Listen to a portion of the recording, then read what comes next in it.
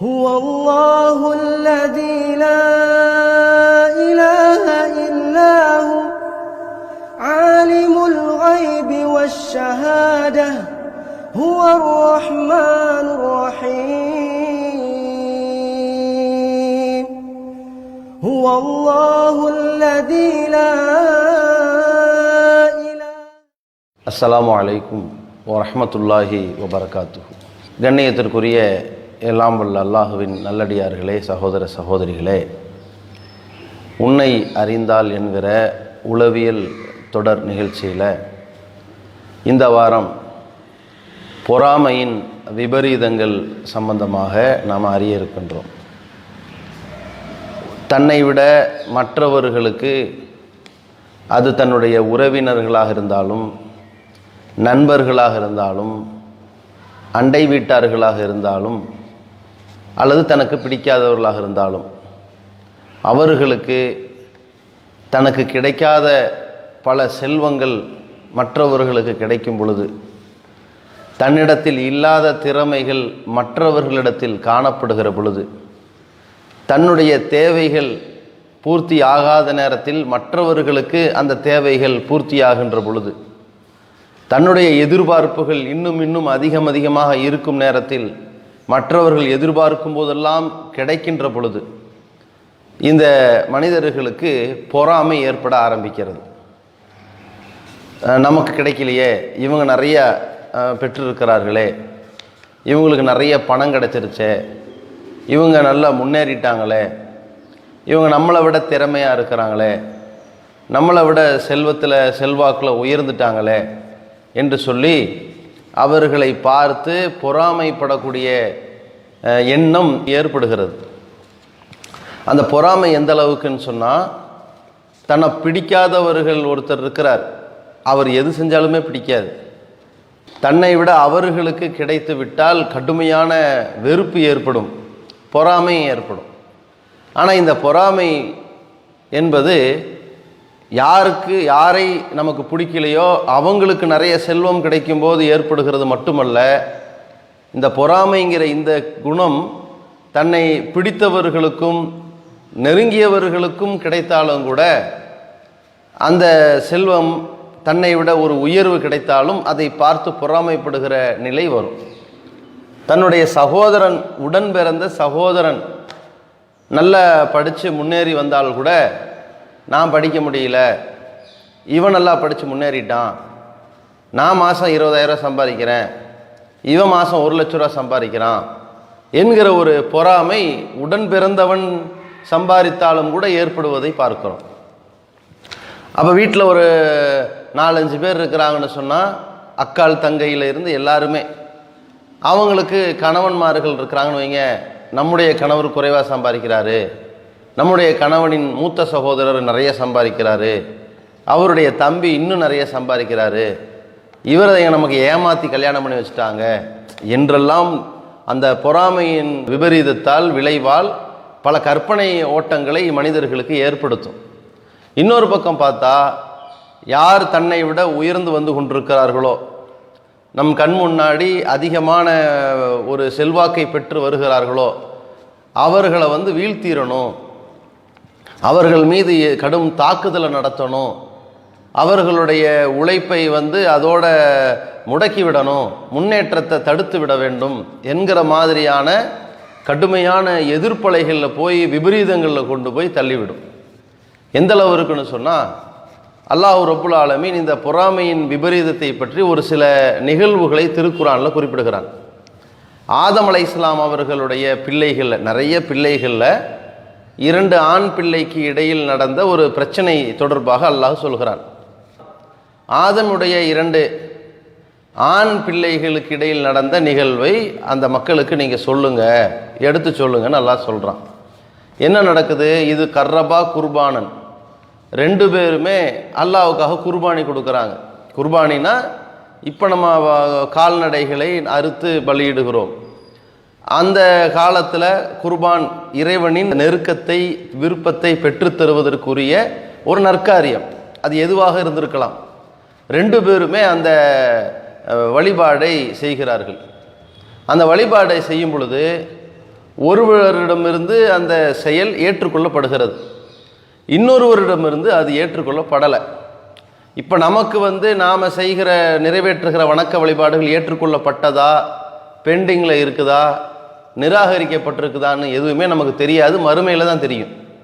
அன்றைய காலங்களில், அதுவும் ஆதம் அலைஹிஸ்ஸலாமுடைய பிள்ளை காலங்களில் அல்லாஹ் காட்டியிருக்கலாம் ஒருவருடைய அமல் ஏற்றுக்கொள்ளப்பட்டதற்கான அடையாளத்தையும் ஒருவருடைய அமல் ஏற்றுக்கொள்ளப்படாததற்கான அடையாளத்தை கூட காட்டியிருக்கலாம். அதனால தான் அவங்களுக்கு தெரிஞ்சிருக்குது. அப்போ என்ன ஆகுதுன்னு சொன்னால், நாம் செய்தது ஏற்றுக்கொள்ளப்படலையே, இவன் செஞ்சது ஏற்றுக்கொள்ளப்பட்டதே, ரெண்டு பேருமே ஒரு தாய் பிள்ளை தான், உடன் பிறந்த சகோதரர்கள் தான், ரெண்டு பேருமே உறவுகளால் இரத்த பந்தத்தால் நெருக்கமானவர்கள் தான், பகை உணர்வு இல்லை. ஆனால் தன்னை விட இவனுக்கு ஏற்றுக்கொள்ளப்பட்டது நமக்கு மறுக்கப்பட்டதுங்கிற ஒரு பொறாமை எண்ணம் வரும் பொழுது கடைசியில் என்ன ஆயிடுச்சு, நான் உன்னை கொல்ல போகிறேன்ட்டான். யாருக்கு ஒப்புக்கொள்ளப்பட்டுச்சோ அவன் மேலே தாங்க முடியாத பொறாமையின் உச்சம், நான் உன்னை கொல்ல போகிறேங்கிறான். அப்போ கூட அவன் எப்படி புரிய வைக்கிறாரு, அந்த நல்ல முறையில் வணக்க வழிபாடை நிறைவேற்றி அல்லாஹ்விடமிருந்து ஒப்புக்கொள்ளப்பட்டவர் அவர் எப்படி புரிய வைக்கிறாரு, அல்லாஹ் ரப்புல் ஆலமீன் இறையச்சம் உள்ளவர்கள்ட்ட ஏற்றுக்கொள்வான்.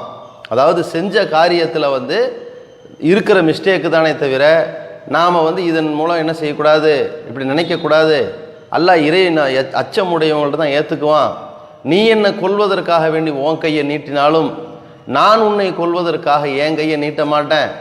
நீ என்னை கொன்னேன்னு சொன்னால் நீ பாவத்தோட என்ன செய்ய போகிற, ஏன் பாவம் ஓன் பாவத்தை அள்ளிக்கிட்டு தான் போகிற அப்படின்னு புரிய வைக்கிறார், புத்தி சொல்கிறார்.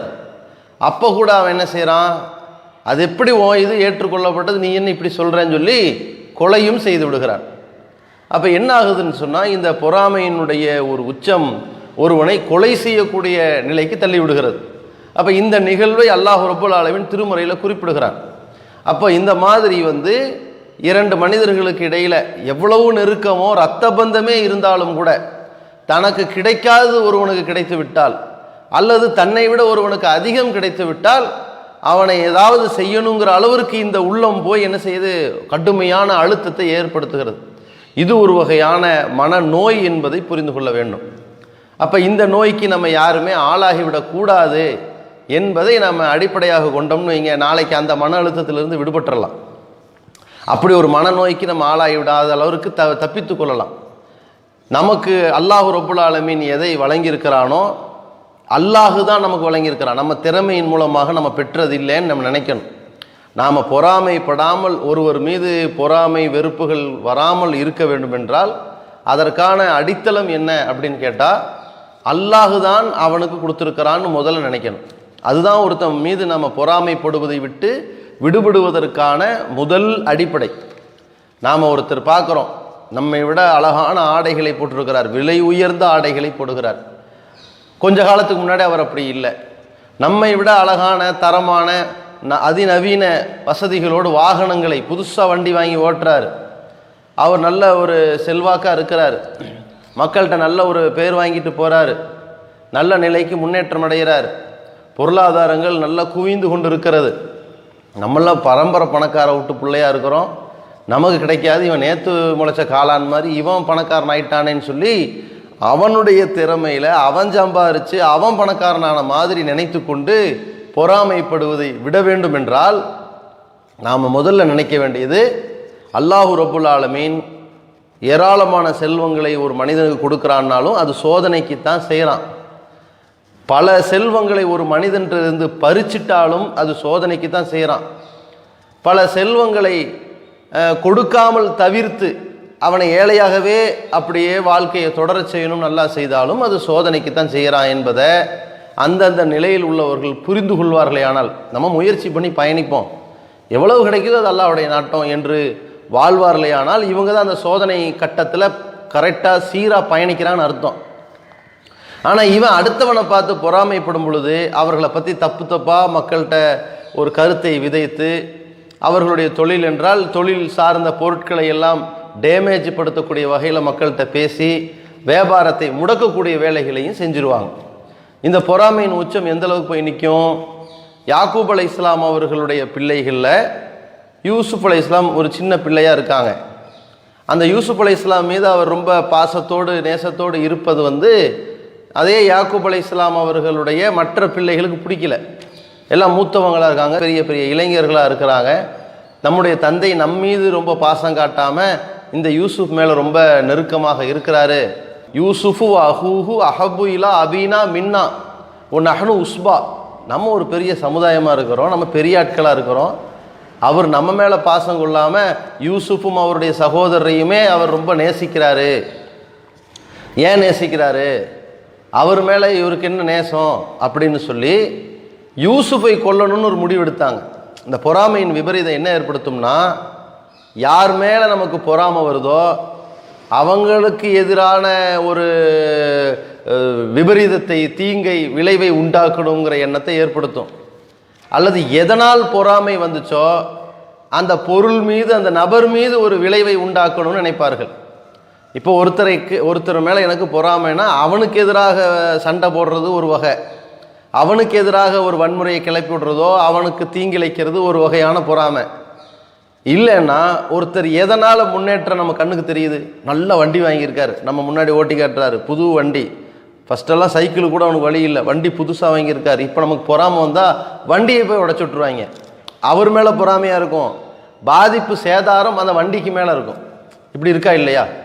ஆதம் அலைஹிஸ்ஸலாமுடைய பிள்ளைங்கள்ட்ட எந்த நற்காரியத்தை கொண்டு அவர் அல்லாஹ்விடத்தில் ஒப்புக்கொள்ளப்பட்டுச்சோ அந்த நற்காரியம் செய்ய பொருள் இருக்கு பாருங்க, அந்த பொருளை சேதப்படுத்தலை இவன், இந்த ஆளையே சேதப்படுத்திட்டான். யாக்கூப் அலைஹிஸ்ஸலாமோட விஷயத்தில் யாக்கூப் அலைஹிஸ்ஸலாம் ரொம்ப அதிகம் நேசிக்கிறாரு, அவர் ரொம்ப விரும்புகிறாருன்னு சொல்லி யாக்கூபின் மீது தாக்குதல் தொடுக்கலை, யூசுஃபின் மீது தாக்குதல் தொடுக்க ஆரம்பிச்சிட்டாங்க. இந்த மாதிரியான ஒரு நிலையெல்லாம் கையாண்டவர்களாக போகிறாங்க. அப்போ இந்த மாதிரியான பொறாமை எண்ணம் மனிதர்களுக்கு ஏற்படக்கூடாது என்பதை அல்லாஹ் ரப்புல் ஆலமீன் புரிய வைக்கும் விதத்தில் ஒரு அறிவுரையை சொல்கிறான். இப்படி அல்லாஹ் தனது அருளால் மனிதர்களுக்கு வழங்கியிருக்கிறானே, அதை பார்த்து அவர்கள் பொறாமைப்படுகிறார்களா? பொறாமைப்படுறதுக்கு ஏதாவது ஒரு அடிப்படை இருக்குதான்னு கேள்வி கேட்குறான் அல்லாஹ். ஏன் பொறாமைப்படணும்? அவர்கள் பொறாமைப்படக்கூடாது. அல்லாஹ் அவர்களுக்கு வழங்கி இருக்கிறான், அதை பார்த்து இவங்க ஏன் பொறாமைப்படுறாங்க என்பதை அல்லாஹ் ரப்புல் ஆலமீன் எச்சரிப்பதன் மூலம் ஒரு விஷயத்தையும் புரிய வைக்கிறான். நீ ஒருத்தர் மேலே பொறாமைப்படுற, அவனே உண்டாயிட்டானா, அவனே முன்னேறினானா, அவனே திறமையில், அவனுடைய அறிவில், அவனுடைய ஆற்றலில் பெருகி முன்னேற்றத்தை நோக்கி பயணிச்சுக்கிட்டு இருக்கானா? அல்லாஹ் தனது அருளிலிருந்து கொடுத்துருக்கிறான். அதனால் அல்லாஹ் தனது அருளிலிருந்து கொடுத்ததுக்கு நீ ஏன் பொறாமைப்படுற? அல்லாஹ் யாருக்கும் கொடுப்பான், யாருக்கும் குறைப்பான், யாருக்கும் கூட்டுவான். அப்படி இருக்கும்போது அதை பார்த்து பொறாமைப்படுறதுக்கு உனக்கு என்ன உரிமையோ தகுதியோ இருக்குது என்று அல்லாஹு தாலா நமக்கு புத்தி சொல்கிறான். யார் மேலேயும் பொறாமைப்படாதீங்க. ஏன் பொறாமைப்படுறீங்க? அவனுக்கு அல்லாஹ் தான் கொடுத்துருக்கிறான், உனக்கும் அல்லாஹ் தான் கொடுத்துருக்கிறான், உனக்கு கீழ்நிலையில் உள்ளவனுக்கும் அல்லாஹ் ரப்புல் ஆலமீன் அளவாகத்தான் அவனுக்கு கொடுத்துருக்கிறான், அனைவருக்கும் அல்லாஹ் தான் கொடுத்துருக்கிறான். இப்போ பொறாமைப்படும் போது என்ன உள்ளம் ஏற்படுத்தும்னா, இவனுக்கெல்லாம் போய் அல்லாஹ் கொடுத்து வச்சிருக்கிறான் பார், நமக்கு கிடைக்கல பார், காசை விரயமாக்கிட்டு இருக்காங்க இந்த பிள்ளைங்க, இவனுக்கெல்லாம் சொத்து குவியுது, நமக்கு வரல அப்படின்னா அல்லாஹ் என்னமோ முட்டாள் மாதிரியும் பைத்தியக்கார மாதிரியும், யார் யாருக்கு எவ்வளவு சொத்துக்கள் கொடுக்கணுங்கிற கணக்கு தெரியாத மாதிரியும், தகுதியானவனுக்கு கூட்டி கொடுக்காம குறைச்சி கொடுத்துட்ட மாதிரியும், தகுதியற்றவனுக்கு அள்ளி அள்ளி கொடுத்துட்ட மாதிரியும், ஒரு கண்ணு முன்னு தெரியாமல் அல்லாஹ் அருளை வழங்கின மாதிரி இவன் நினைக்க ஆரம்பிக்கிறது இறைவனையுடைய அந்த ஆற்றலையும் அவனுடைய செயல் திட்டத்தையும் குறைத்து மதிப்பிடக்கூடிய நிலைக்கு தள்ளிடும். அதனால தான் இப்படி புலம்புறான், இவனுக்கெல்லாம் கிடைச்சிருக்கு நம்ம கிடைக்கல, இவனுக்கெல்லாம் அல்லாஹ் கொடுத்து வச்சிருக்கிறான், இப்படிலாம் பேச ஆரம்பித்து விடுவார்கள் கடைசியில்.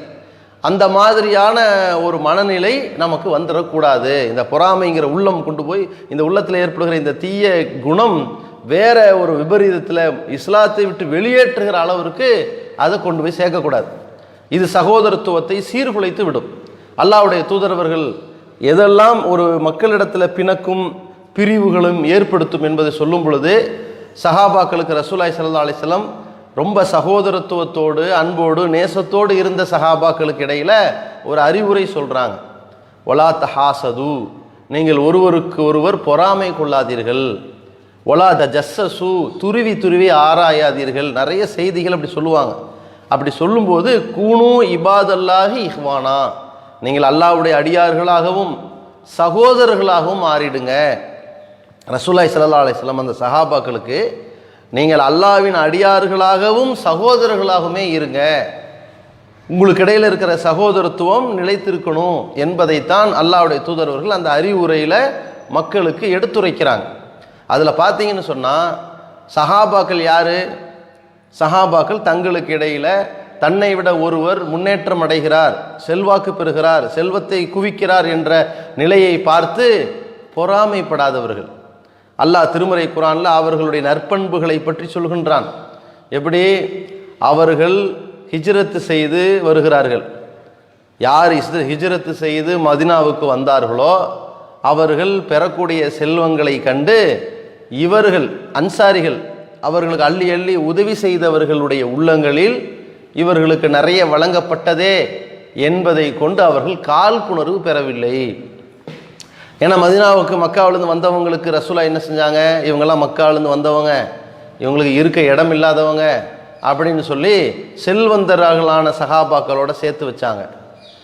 கனிமத்து பொருட்களை எல்லாம் என்ன செஞ்சாங்க? அதில் அந்த முஹாஜிர்கள் ஹிஜ்ரத்து செய்து வந்தவர்கள் தேவை அதிகமுடையவர்களுக்குன்னு கொடுத்தாங்க. அப்போ கூட இந்த அன்சாரிகள் இவங்களுக்கு நிறைய கிடைக்குது, இவங்களுக்கு நிறைய கொடுக்குறாங்க, முஹாஜிர்களையா பார்த்து கொடுத்துக்கிட்டு இருக்கிறாங்கிற மாதிரியான எண்ண ஓட்டம் அவர்களுக்கு ஏற்படலை.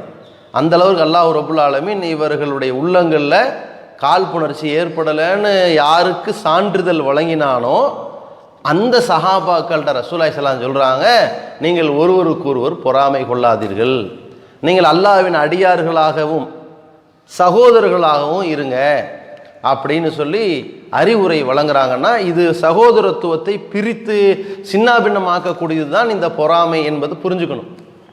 நம்ம யார் மேலேயும் பொறாமப்படலைன்னு வைங்க, அதுவே நம்முடைய வாழ்க்கைக்கு மிகப்பெரிய மன நிம்மதியாக இருக்கும். ஒருவரை கண்டு பொறாமப்பட்டு உடன் பிறந்த சகோதரன் மேலே பொறாமை, நிறைய சம்பாதிக்கிறானே, உடன் பிறந்த சகோதரிகள் மேலே பொறாமை, இவங்க நல்ல ஒரு குடும்பத்தில் செட்டில் ஆயிட்டாங்க, அப்போ தன்னுடைய மனைவி அவர்களை சார்ந்த குடும்பத்தை கண்டு ஒரு ஆத்திரம் வரும், வெறுப்பு வரும். அவர்கள்ட்ட எந்த சோர்ஸ் இல்லை, செல்வம் இல்லை, நமக்கு நல்ல சம்பாத்தியம் இல்லை, நல்ல ஒரு வியாபாரம் அமையலை அப்படிங்கிற மாதிரியான ஒரு வைத்தறிச்சல் ஆரம்பிக்கும். தன்னுடைய பெற்றோர்கள் நம்முடைய சகோதரர்களுக்கெல்லாம் நல்லா செஞ்சு கொடுத்து நல்லா படிக்க வச்சு ஆளாக்கிட்டாங்க, நம்மளை மட்டும் நடுத்தரில் நிப்பாட்டிட்டாங்களே என்று பெற்றோர்கள் மேலே ஒரு வெறுப்பை உண்டாக்கும். நியாயமற்ற காரணம் இல்லாத ஒரு வெறுப்புணர்வுகளை எல்லாம் இந்த பொறாமை என்ன செய்யும்? ஏற்படுத்த ஆரம்பிச்சிடும். அந்த மாதிரியான ஒரு விபரீதத்தில் கொண்டு போய் அது தள்ளும். அல்லாஹ் ரப்புல் ஆலமீன் இந்த இடத்துல சொல்லும் பொழுது ஒரு அறிவுரையை நமக்கு சொல்கிறான். எப்படி சொல்கிறான்? வலா தத்த மன்னவ் மா ஃபல்லல்லாஹு பிஹி பாலக்கும் பாலா பாலின், உங்களில் சிலரை விட சிலருக்கு அல்லாஹ் சிறப்பித்து கொடுத்துருக்கிறான். உங்களில் சிலருக்கு கொடுப்பதை விட மற்ற சிலருக்கு அதிகமான முறையில் அல்லாஹ் சிறப்பித்து கொடுத்துருக்கிறானே, அதில் நீங்கள் பேராசைப்படாதீர்கள். அவனுக்கு கிடைச்சது எனக்கு கிடைக்கணும், இவனுக்கு கிடைச்சது எனக்கு கிடைக்கணும், அவனுக்கு கிடைச்ச மாதிரி எனக்கு கிடைக்கணும் என்று பேராசைப்படாதீர்கள். அல்லாஹ் தான் யார் யாருக்கு எவ்வளோ கொடுக்கணும் கொடுத்துருக்குறான். அப்போ நீங்கள் இதில் பேராசைப்படாமல் பொறாமை கொள்ளாமல் இருக்கணும்னு சொன்னால் என்ன செய்யணும்? அல்லாஹ் ரப்புல் ஆலமீன் அந்த வசனத்தினுடைய கடைசியில் சொல்கிறான், வஸ்அலுல்லாஹ மின் ஃபதுலிஹி, அல்லாஹ்வுடைய அருளை நீங்கள் அல்லாஹ்ட்ட போய் கேளுங்க. பொறாமப்படாத. உனக்கு எதாவது வேணுமா, அவனுக்கு கிடைச்சிருக்குன்னு நினைக்காத, உனக்கு வேணும்னு அல்லாஹ்ட்ட போய் கேளு என்று அல்லாஹு தாலா நமக்கு சொல்லி தருகிறான். நம்ம ஒருத்தரை பார்க்குறோம், அவருக்கு நிறைய செல்வம் இருக்குது, இவனுக்கு கிடைத்திருக்கிறதே எனக்கு கிடைக்கலையே அப்படின்னு நினைக்காத. அவனுக்கு கிடைச்சிட்டு போட்டோம். அல்லாஹ் ரப்புல் ஆலமீன் எத்தனையோ பேரை கண்ணியப்படுத்துகிறான், சிறப்பிக்கிறான், அதிகம் கொடுக்குறான். அது சோதனையாகவும் இருக்குது. நமக்கு வேணும்னு நினைக்கிறோமா, யா அல்லாஹ் எனக்கும் இந்த செல்வத்தை கொடுன்னு கேளு, அப்படி இருக்கலாமே தவிர ஒருவனுக்கு கிடைத்து விட்டதே, ஒருவன் தன்னை விட உயர்ந்து விட்டிருக்கிறானே என்பதற்காக வேண்டி யார் மீதும் பொறாமை கொள்ளாத உள்ளம் கொண்டவர்களாக நம்ம இருக்கணும். இந்த பொறாமையற்ற உள்ளமாக நம்ம வாழ ஆரம்பித்தோம்னு சொன்னால், இந்த துன்யா விஷயத்தில், இந்த உலக வாழ்க்கையில் ஒருவருக்கு கிடைக்கக்கூடிய செல்வம், திறமை, அழகு, ஆரோக்கியம் அதையெல்லாம் பார்த்துட்டு சாதாரண முறையில் ஒரு சின்ன ஒரு ஆரோக்கியத்தில் கூட எப்படி நினைப்பாங்கன்னா, ஒருத்தனுக்கு அடிக்கடி இருமல் வரும், அடிக்கடி கைகால் வலி வரும், அடிக்கடி காய்ச்சல் வரும், அடிக்கடி தலைவலி வரும். பக்கத்தில் ஒருத்தன் பல வருஷம் இருப்பான், அவன் ஆஸ்பத்திரிக்கு போனதாக கூட இவன் பார்த்துருக்க மாட்டான். இவன் என்ன பண்ணுவான், வேறு இவன் பாரு என்ன திங்கிறான்னு தெரியல, எப்படி இருக்கான்னு தெரியல, ஒரு நாளும் நோய்வாய்ப்பட்டதில்லை, நமக்கு என்னவோ இந்த சைத்தான் வந்துக்கிட்டே இருக்குது அப்படின்னு சொல்லி அவன் நோய்வாய்ப்படலையேன்னு பார்த்து கூட பொறாமப்படுவான். அழகிய தலைமுடி ஒருத்தனுக்கு இருக்கும், வயசாக தலைமுடி நிறைக்கல, அதை பார்த்து பொறாமப்படுவான். ஒருத்தனுக்கு தலைமுடி கொட்டிக்கிட்டு இருக்கும், ஒருத்தனுக்கு கொட்டலை, அதை பார்த்து பொறாமப்படுவான். நிறைய விஷயங்கள் தன்னை விட ஒரு சிறிய அளவில் ஒருத்தனுக்கு அதிகம் இருந்தாலும் கூட பொறாமைப்படுற அளவுக்கு இருக்கும். சில நேரங்களில் பஸ் ஸ்டாண்டில் போய் நிற்பான், நம்ம எதிர்பார்த்து வந்த பஸ்ஸு எப்போ போனாலும் நமக்கு பஸ்ஸு கிடைக்காத மாதிரியே ஒரு ஃபீலிங் இருக்கும்.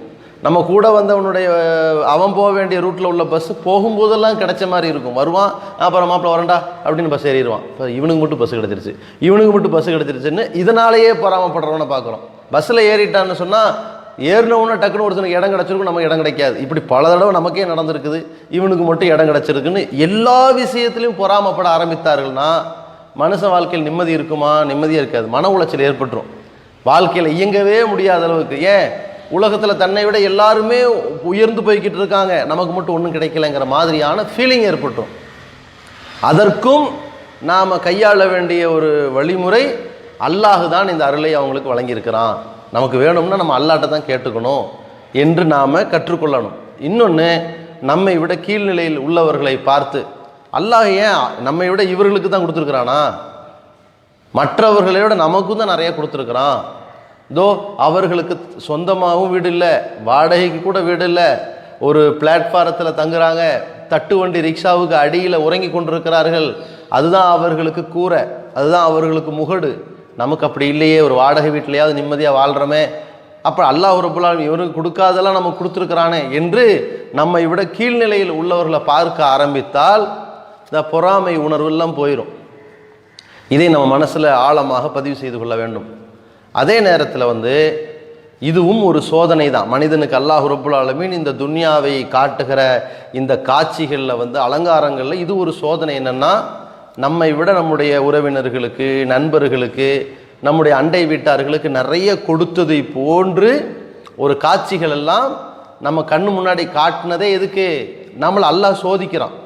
இதில் அவங்க மேலே பொறாமப்படுறானா, அவர்களுக்கு எதிராக எதை இறங்குறானா, அல்லது சகித்து கொண்டு தன்னை விட கீழ்நிலையில் உள்ளவங்களை பார்த்து தனக்கு கிடைத்ததுக்காக அல்லாஹ்வுக்கு நன்றி செலுத்துகிறானா என்பதையும் அல்லாஹ் பார்க்கிறான்.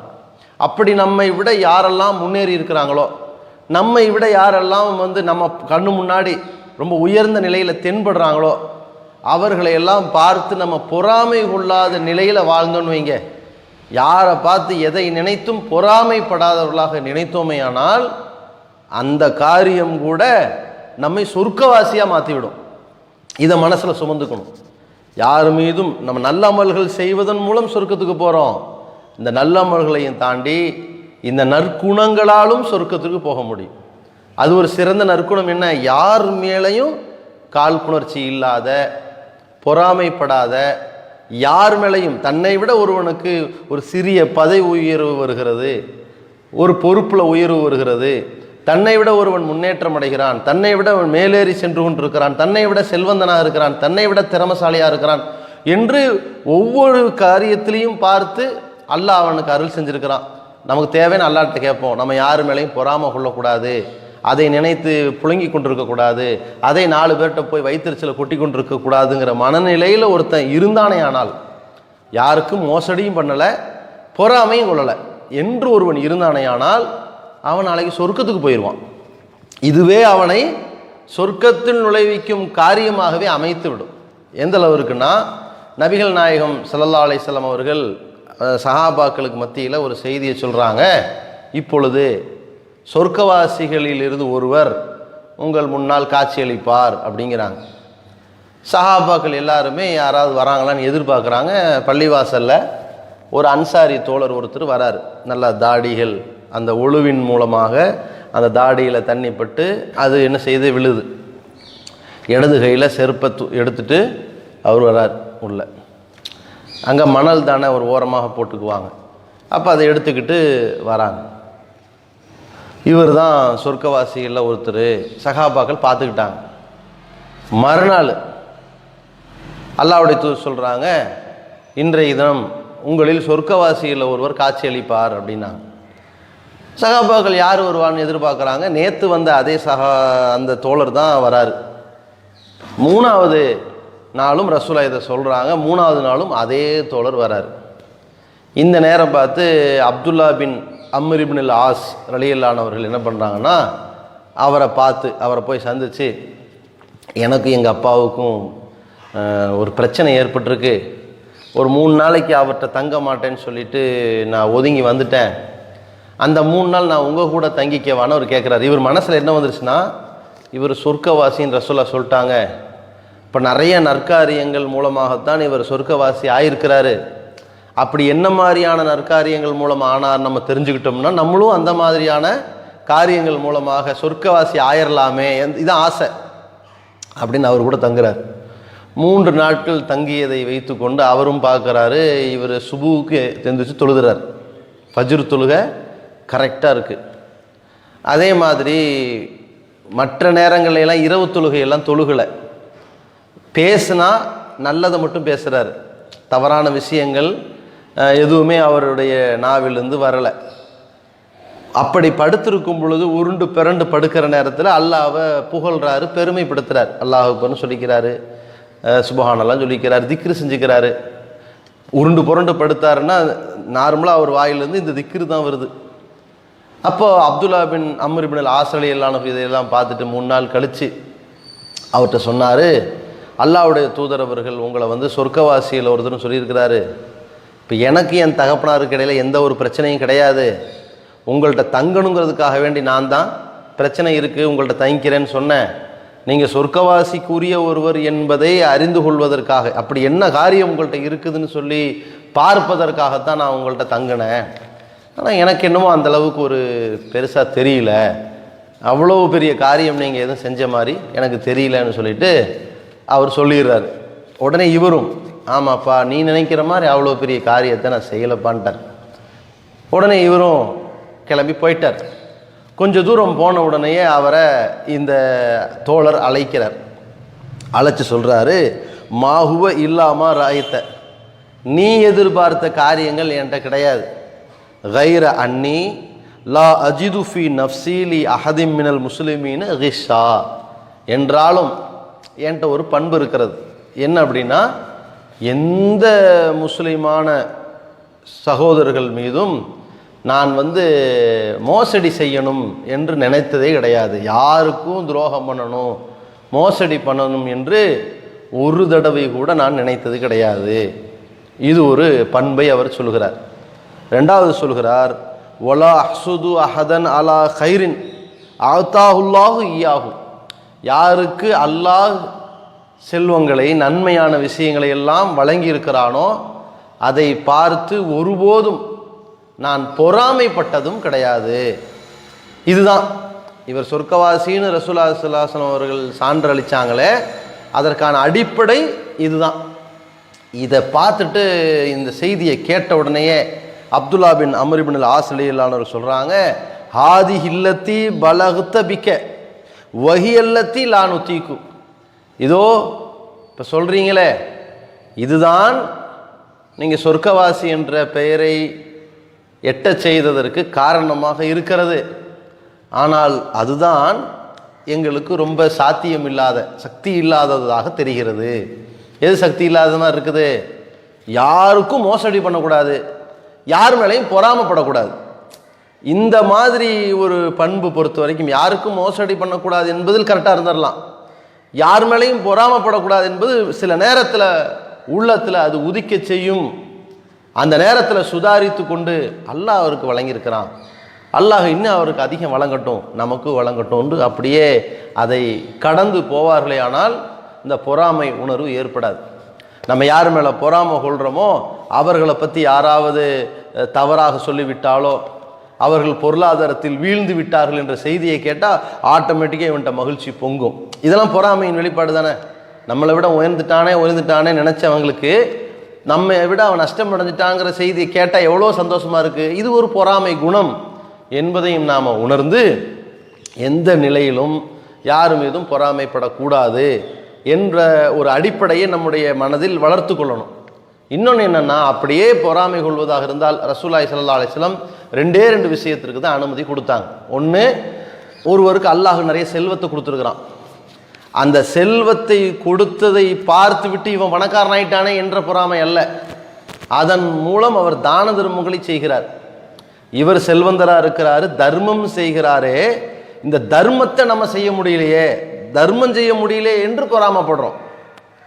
அது செய்யலாம். அப்படி பொறாமப்படுறதுனால என்ன ஆக போகுது? ஒன்றாக போகிறதில்ல. நம்ம தர்மம் செய்யலையேன்னு நம்ம எதிர்பார்க்கிறதுனால ஒன்றாக போகிறதில்ல. அதே மாதிரி அல்லாஹ் ஒருவருக்கு கல்வி ஞானத்தை வழங்கியிருக்கிறான். அவர் இரவிலும் பகலிலும் குர்ஆனை ஓதுகிறார், மக்களுக்கு தீர்ப்பளிக்கிறார்.